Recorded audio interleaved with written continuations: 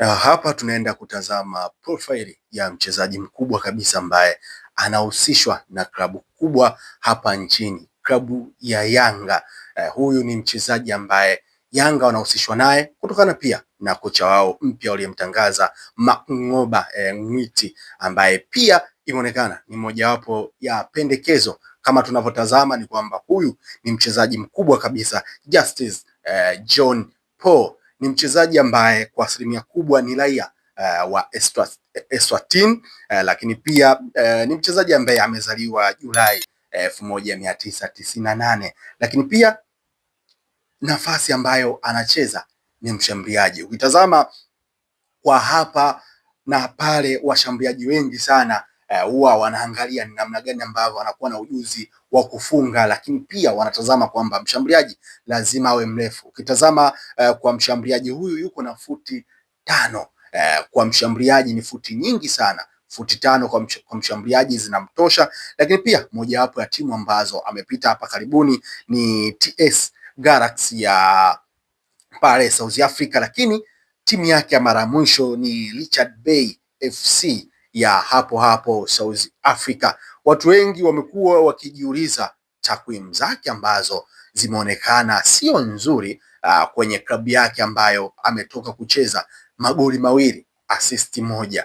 Je, ni takwimu nzuri kwa mshambuliaji au ni takwimu ambazo Yanga zimewapelekea kumsajili na kuhusishwa na Yanga? Lakini hili sio baya kwa mshambuliaji yoyote ambaye anaweza akacheza. Kwa msimu huu ameonekana alikuwa majeruhi, lakini msimu huu amecheza mechi nyingi sana, zaidi ya mechi 17. Hii inaonyesha kwamba baada ya kurudi ilionekana kwamba tayari mchezaji ameshatimia na ana uwezo wa kuonyesha uwezo wake mkubwa sana.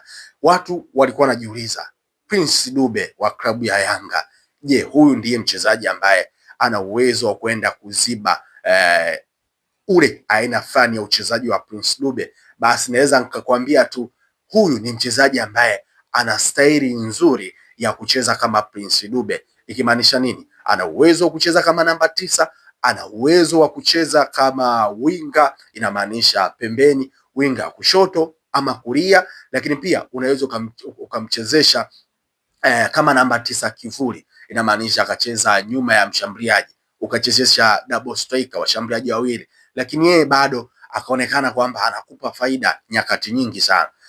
Klabu ya Yanga, muundo ambao kwa asilimia kubwa jinsi ambavyo wanatarajia kutokea kwa kocha wao mpya, lakini na namna ya mchezaji huyu anavyocheza, ni timu ambayo inapenda sana kumiliki mpira, timu ambayo inapenda sana kushambulia. Lakini sasa kocha ambaye wamemleta ni muundo wake pia, kocha ambaye timu anataka ishambulie sana, anataka timu iweze kuwa na mshambuliaji ambaye ni target man, mchezaji ambaye ana uwezo wa kupokea mpira akautunza, akasubiri wenzake wakawa wanasogea hilo eneo, lakini pia akawa ni mchezaji ambaye ana uwezo wa kutoa pasi ambayo pia inaweza ikazalisha bao, kwa sababu kuna wachezaji wengi sana ambao tunazungumzia kwamba huwa wanatoa pre-assist, yani kabla ya pasi ya goli kwenda kupigwa, huyu anakuwa amepiga ile pasi kwa yule mchezaji ambaye anaenda kutengeneza hiyo nafasi. Kwa hiyo moja kwa moja kile ambacho watu walikuwa wanajiuliza, huyu ni mshambuliaji wa kisasa ambaye wanatamani acheze kama Prince Dube. Je,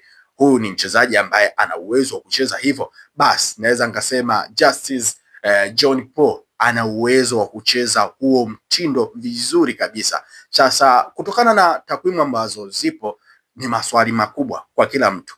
Takwimu zinatosha kumwonyesha huyu ni mchezaji ambaye ana uwezo wa kuifanya Yanga iwe kubwa.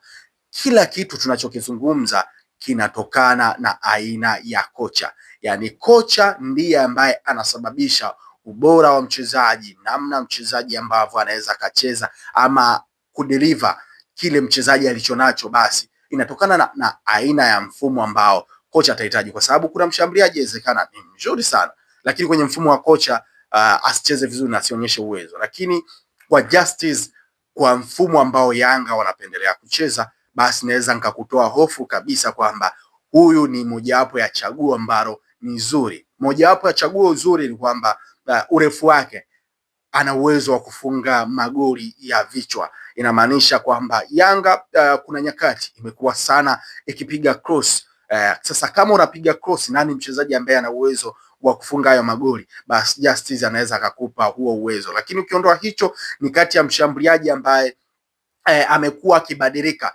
Wanasema kazi ya mshambuliaji ndani ya uwanja sio tu kufunga, na ndiyo mpira wa kisasa ulivyo kwa sasa. Inamaanisha kwamba jukumu la kufunga kwa kila timu ni la jukumu la wachezaji wote ambao wako ndani ya uwanja. Hilo jukumu linafanyikeje ili mchezaji aweze kufanya vizuri? Inamaanisha kila mchezaji aweze kutimiza jukumu la timu kujilinda, la timu kukaba, la timu kushambulia. Tukianza na jukumu la timu kushambulia, inamaanisha huyu ni mchezaji kati ambaye anafanya sana movement kwa mpira. Saizi tumeshuhudia njia mojawapo ambayo inatumika sana ni kudondosha mpira nyuma ya migongo ya backline ya timu pinzani. Unadondosha vipi? Unapigwa mpira mrefu ambao unakuja kupigwa, inamaanisha kwamba mshambuliaji akiwa na movement nzuri ataukuta nyuma ya mshambuliaji, kwa sababu tayari nyuma ya mabeki, kwa sababu huyu tayari mshambuliaji anakuwa na uwezo mzuri wa kukimbia. Imeonekana akiwa na hiyo faida, ametengeneza nafasi nyingi sana kupitia huo mtindo, japokuwa hizo nafasi hazikufungwa. Kwa hiyo huyu ni kati ya mshambuliaji ambaye ukitaka kumtumia namna ya kuja kutengeneza nafasi, unakuja kugundua kwamba ana uwezo wa kuisaidia timu vizuri sana.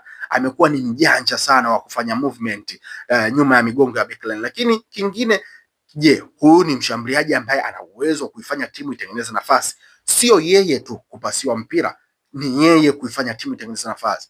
Movement ndiyo sababu ya kila kitu kwa timu kutengeneza nafasi. Ni namna gani? Ni kwamba ni mchezaji ambaye ana uwezo wa kufanya movement za hatari, akakimbia sehemu, inamaanisha tayari ashavuta mabeki wawili, tayari space ndani ya uwanja zinaanza kuonekana, sehemu ambayo nafasi ya kiungo ambayo kiungo ana uwezo wa kupiga penetration pass, ama kiungo kama alikuwa ana progress mpira, ana dribble kuelekea kwenye eneo la hatari, inamaanisha ni kati ya mchezaji ambaye anaweza kumpa uwanda mpana huyu mchezaji ambaye anaweza akapiga shuti nje ya 18. Kwa hiyo kitimu, kwa sababu mpira unahitaji, kuna nyakati timu icheze kitimu, so lazima yeye afunge, lakini je, ana uwezo upi wa kuwasaidia wenzake waweze kufunga? Basi huyu ni kati ya mshambuliaji ambaye ana uwezo wa kuifanya timu iweze kutengeneza nafasi kwa yeye tu kufanya movement, na hilo ndio jukumu la kubwa sana kwa sasa.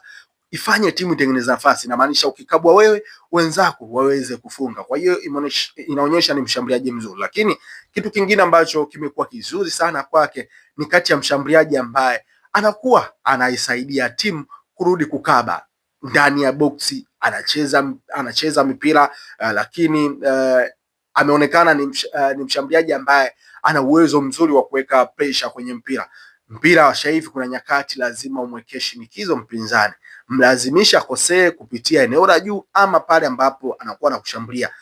Ameonekana ni jukumu, anajitoa, ni mshambuliaji mwenye nguvu sana, ana uwezo wa kubato. Ni kitu kizuri sana kwa mshambuliaji ambaye anakuwa ana nguvu sana. Unajua kila washambuliaji wengi sana wameonekana kwamba wanatetereka, lakini huyu ni ngumu sana kumuini zile 1v1 kwa sababu imeonekana nguvu yake mwilini imekuwa ni bora sana. Kwa hiyo kama usajili huu utaenda kukamilika, basi klabu ya Yanga inaenda kupata mshambuliaji ambaye ni hatari sana, ni mshambuliaji ambaye anaenda kuisaidia klabu kutokana na aina yake ya uchezaji. Lakini kitu kingine tunazungumzia kwamba ni mchezaji ambaye anaweza akacheza kama second striker, yani mchezaji wa pili. Ukitazama mpira kwa sasa, kuna nyakati mshambuliaji ambaye anasimama, kuna nyakati unahitaji mshambuliaji ambaye awe anasimama ndani ya boksi moja kwa moja, asiwe anatoka hilo eneo, kwa sababu ni eneo ambalo linakuwa linatengeneza nafasi. Lakini kuna nyakati ambazo unaona mpinzani amefinya sana eneo la katikati, unahitaji mshambuliaji wa pili ambaye ana uwezo wa kutokea maeneo ya pembeni. Je, huyu anafaa? Unakuja kutazama ni kwamba kwenye mfumo wa makocha kwa saizi anafaa sana. Kwa sababu gani? Ni mshambuliaji ambaye ana uwezo wa kutokea eneo la pembeni, inamaanisha anacheza eneo la katikati, lakini muda mwingi kutokana na kocha anavyohitaji mchezaji acheze, utamshuhudia ni kwamba anapendelea sana, so anaingia sana ndani, anapendelea sana kutokea pembeni. Kwa hiyo tayari hapo anaenda kulazimisha huyu beki namba 2 asiwezi labda kupanda, kiungo mmoja avutike ile eneo, au beki mmoja wa katikati avutike eneo.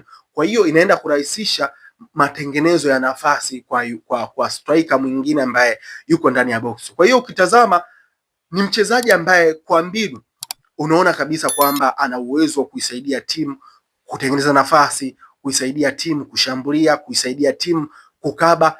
Hilo ndilo ambalo ni jukumu lake. Kwa hiyo kinachobaki ni kwa kocha tu. Je, ambadilishe kwa mfumo upi? Kwa sababu kuna makocha inawezekana alishamuona mchezaji fulani ana uwezo wa kucheza nafasi fulani, lakini anaweza kambadilishia majukumu. Tushamzoea kocha akichezesha double striker, lakini kuna nyakati inawezekana atatamani acheze kama striker mmoja tu, lakini atatamani acheze striker wa ndani wa kusimama. Kwa hiyo kinachobaki ni yeye kuja kucheza na mfumo wa kocha uweze kumkubali, lakini kitu kingine ambacho kinaweza kumsaidia ni mazingira.